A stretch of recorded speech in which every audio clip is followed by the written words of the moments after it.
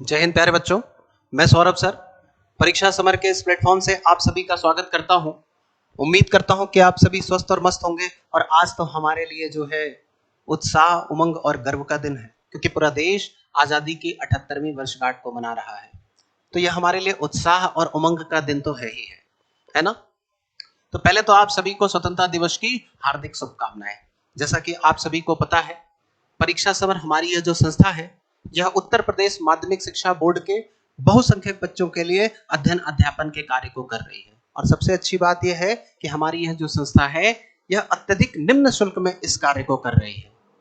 और संस्था का प्रमुख उद्देश्य जो है, बच्चों के भीतर संरचनात्मक एवं गुणात्मक विकास को करना है ना, ताकि वो अब आगे के अपने भविष्य के कैरियर को भी बेहतर बना सके, है ना। तो आप सबके मन में यह विचार आ रहा होगा कि यह संस्था जो है उत्तर प्रदेश माध्यमिक शिक्षा बोर्ड के बच्चों के लिए ही क्यों कार्य कर रही है, यानी आपके लिए ही क्यों कार्य कर रही है।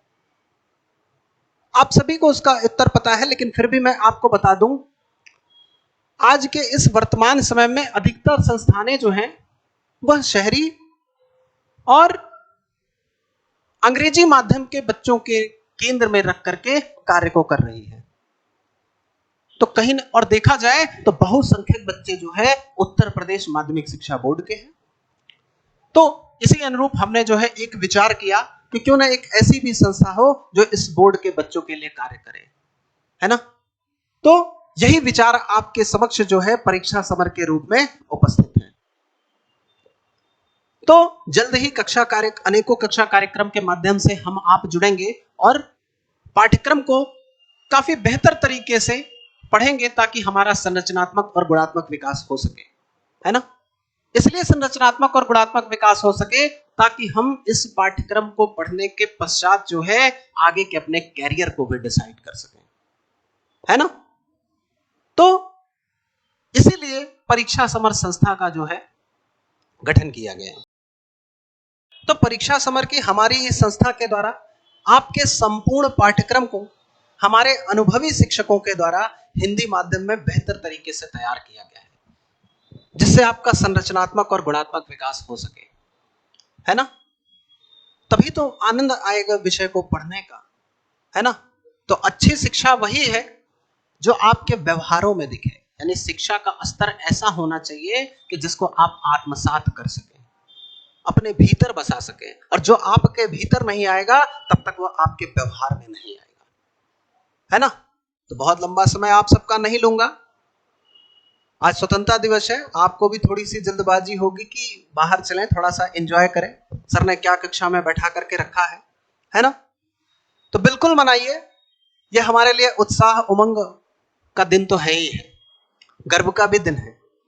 तो पूरा देश जो है आजादी के 78वीं वर्षगांठ को मना रहा है, क्योंकि आज ही के दिन गुलामी की जंजीरों को तोड़ते हुए हमने स्वतंत्रता को प्राप्त किया था। लेकिन जिस स्वतंत्रता दिवस को आज हम इतनी सरलता से मना पा रहे हैं, हम सभी भारतीयों के लिए सामाजिक, आर्थिक और राजनीतिक रूप से यह स्वतंत्रता शब्द अपने आप में ही एक कठिन शब्द था।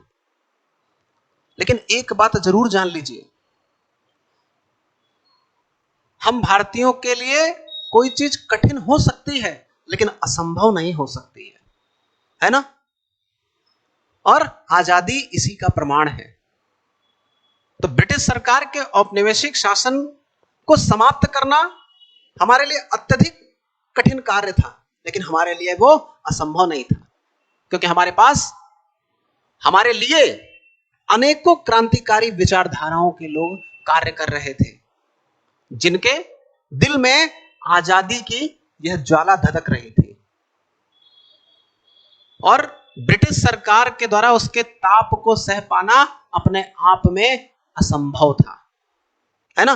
तो राम प्रसाद बिस्मिल साहब की वो लाइन याद आ रही है कि सरफरोशी की तमन्ना अब हमारे दिल में है, देखना है जोर कितना बाजुए कातिल में है। सरफरोशी का मतलब जानते हैं? सरफरोशी का मतलब होता है बलिदान होना। तो जब बलिदान होने की तमन्ना है अब हमारे दिल में है, तो बाजुए कातिल यानी जो शोषण करने वाले हमारे जो लोग हैं, है ना, वो कब तक जो है हमें रोक पाएंगे, है ना। तो यह जो आजादी है, यह जो दिवस है, आज का यह जो दिन है, यह कहीं ना कहीं हमारे स्वतंत्रता सेनानियों के त्याग, बलिदान और पराक्रम का प्रतीक है, और यह हमारे तिरंगे में स्पष्ट रूप से दिखाई देता है। आप सभी को पता है कि तिरंगे के तीनों रंग जो है अलग अलग विशेषताओं का प्रतिनिधित्व करते हैं, लेकिन कभी आपने सोचा है कि सबसे ऊपरी हिस्से में केसरिया रंग का ही इस्तेमाल क्यों किया गया है, उसके बाद श्वेत रंग का, सफेद रंग का इस्तेमाल क्यों किया गया है, और अंत में हरे रंग का इस्तेमाल क्यों किया गया है ना? तो केसरिया जो है वो हमारे त्याग और बलिदान का प्रतीक है, हमारे क्रांतिकारियों के, स्वतंत्रता संग्राम सेनानियों के त्याग और बलिदान का प्रतीक है। और उस त्याग और बलिदान के पश्चात जो शांति स्थापित हुई, उसका प्रतिनिधित्व जो है ये श्वेत रंग करता है ना? और ये त्याग और बलिदान के पश्चात ये शांति जो स्थापित हुई, ये किसके लिए थी? ये हमारी इस भारत भूमि के लिए थी, हमारे इस प्रकृति के लिए थी, जिसका प्रतिनिधित्व ये हरा रंग करता है ना? तो बिल्कुल मनाइए आजादी, है ना? ये हमारे लिए उत्साह और उमंग का दिन है, गर्व का दिन है ना? फिर मिलेंगे कक्षा के माध्यम से, जल्द ही मिलेंगे कक्षा के माध्यम से, ताकि हम आप जो है अपने भी उस स्वप्न को साकार कर सके जो आप प्रतिदिन देख रहे हैं, है ना? तो जल्द ही हम आप सब जुड़ेंगे नई कक्षाओं के माध्यम से और अपने पाठ्यक्रम को आगे बढ़ाएंगे, है ना? और पाठ्यक्रम के साथ साथ देखा जाए करियर को भी कैसे बेहतर बनाना है, उसके बारे में भी हम बातचीत करते रहेंगे। तब तक के लिए जय हिंद, जय भारत।